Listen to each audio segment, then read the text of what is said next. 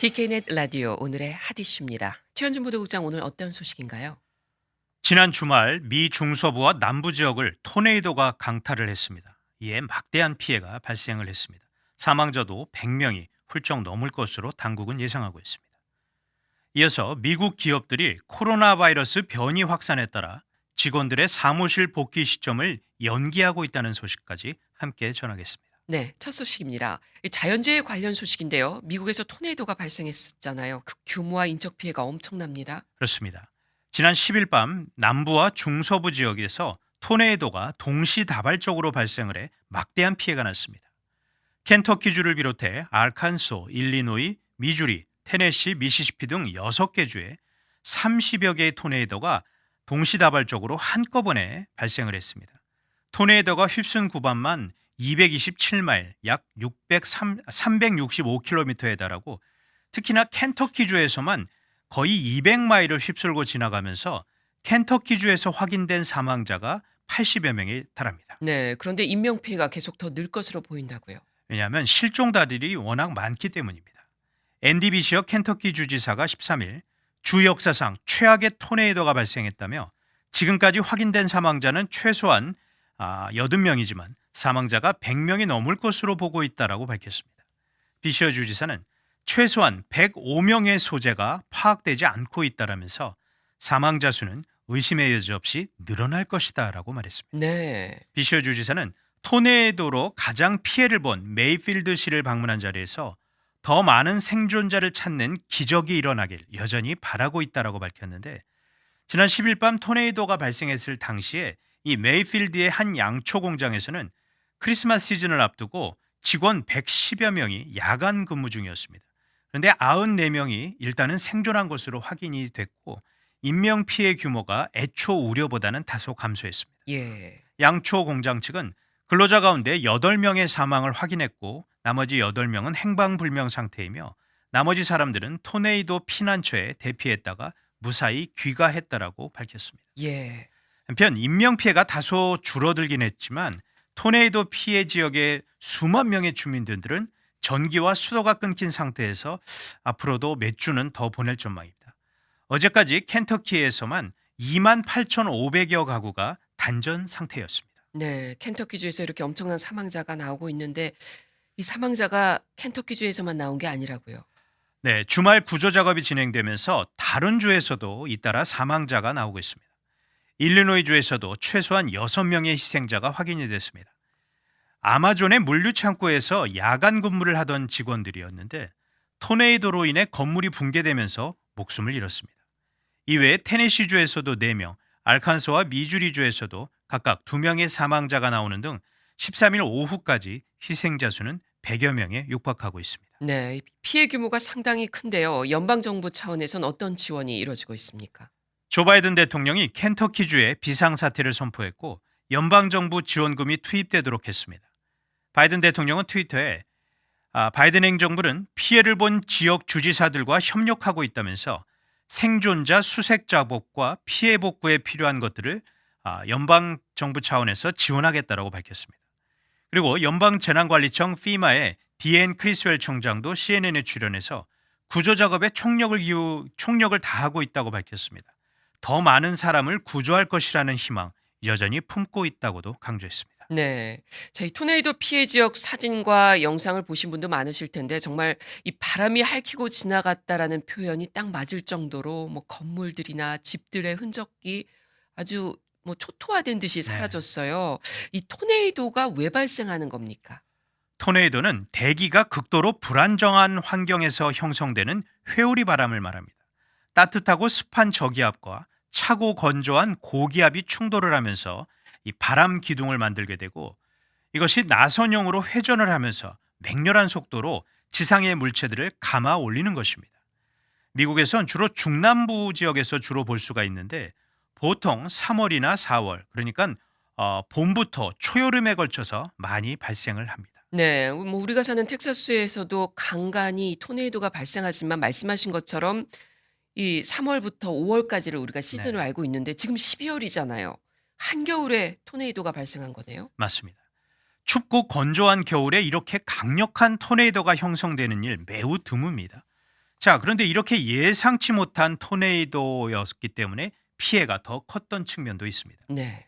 기상학자들은 추운 겨울에 따뜻한 공기가 존재했기 때문에 토네이도가 발생한 것으로 보고 있습니다. 중서부 지역 할렘 전선에 따뜻한 공기가 충돌했다는 것입니다. 최근 중서부 지역은 예년보다 높은 기온을 보여왔습니다. 예. 그러니까 이런 때 아닌 토네이도의 원인이 이상 기온 때문이다 이런 얘기인가요? 네, 기후변화로 인한 이상기온이 이번 사태에 분명히 영향을 줬다라고 전문가들은 평가하고 있습니다. 바이든 대통령도 현 시점에선 구체적인 영향을 말할 수는 없지만 기후가 따뜻해지면서 모든 게 더 극심해진다는 것을 우리는 알고 있다라고 밝혔습니다. 네.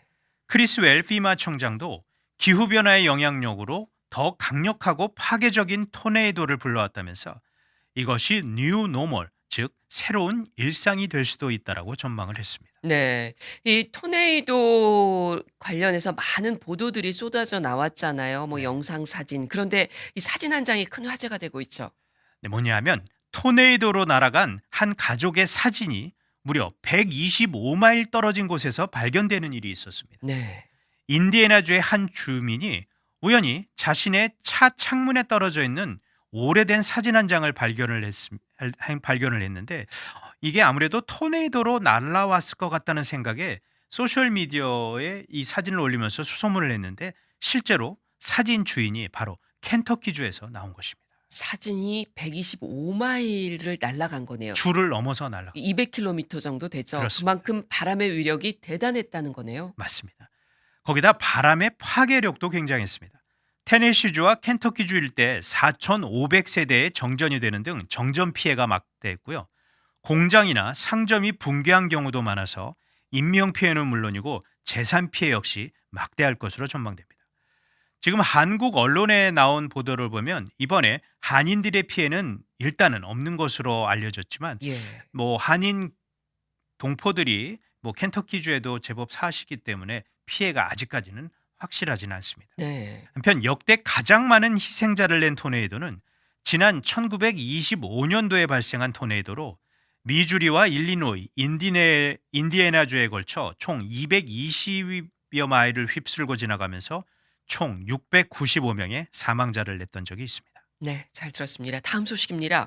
미국 기업들이 직원들의 사무실 복귀 시점을 늦추고 있다는 소식이 들리네요. 그렇습니다. 많은 기업들이 내년 1월 중에 재택근무를 끝내고 직원들을 회사로 복귀시키는 계획을 세웠었는데 최근 코로나 바이러스의 새로운 변이인 오미크론 출현 이후 기존 복귀 일정을 연기하겠다는 기업들의 발표가 최근 잇따라 나오고 있습니다. 네. 자, 이번에 사무실 복귀 시점을 연기한 기업들 대표적으로 어떤 곳들이 있습니까? 세계 최대 검색 엔진 업체죠. 구글, 그리고 최근 사명을 메타로 변경한 페이스북, 미국의 주요 자동차 제조업체 포드, 승차 공유 서비스 업체 리프트 등이 대표적입니다. 우선 구글의 경우 내년 1월 10일이 복귀 시점이었는데 이번 발표에선 특정한 날짜 지정 없이 직원들이 장기적으로 안정적인 환경에서 근무할 수 있을 때까지 기다리겠다라고 밝혔습니다. 네. 메타는 1월 말 본부를 열 계획이지만 직원들은 6월 달까지는 계속해서 재택근무를 할 수 있도록 했습니다. 또 포드사는 재택근무와 사무실 출근을 혼합하는 하이브리드 정책을 3월까지로 연기를 했고 리프트의 경우 최소한 내년에는 직원들에게 사무실 복귀를 요구하지 않을 것이다라고 공식 발표했습니다. 네. 이 기업들의 사무실 복귀 연기 이번이 처음이 아니죠? 맞습니다. 각 기업이 직원들의 사무실 복귀를 연장한 것은 코로나 팬데믹 기간 몇 차례가 있었습니다. 가장 최근엔 델타 변이 출현에 따라 연기된 바가 있었습니다. 당초 많은 기업들이 2021년 9월을 사무실 복귀 시점으로 계획을 했다가 지난 여름 델타 변이가 급속도로 확산을 하면서 이를 내년 1월로 미뤘던 건데 그런데 이번에 또 다른 변이의 출현으로 다시 한번 사무실 복귀가 연기가 된 것입니다. 네. 자, 이 위에서 언급했듯이 각 기업의 복귀 연기는 오미크론 변이에 따른 불확실성 증대로 인한 건데 현재 미국 내에서 얼마나 많이 퍼져 있습니까? 질병통제예방센터 CDC 자료에 따르면 현재 23개의 주에서 오미크론 변이 감염자가 확인이 됐습니다. 예. 현재 미국 내에서 재택근무하는 근로자의 비중은 또 어느 정도인가요? 여론조사 업체 갤럽이 지난 10월에 발표한 자료를 보면 부분적 재택근무를 시행하는 근로자를 포함한 전체 재택근무 근로자 비율이 9월 현재 45%입니다. 회사로 출근하지 않고 온전히 집에서만 일하는 비율은 25%입니다.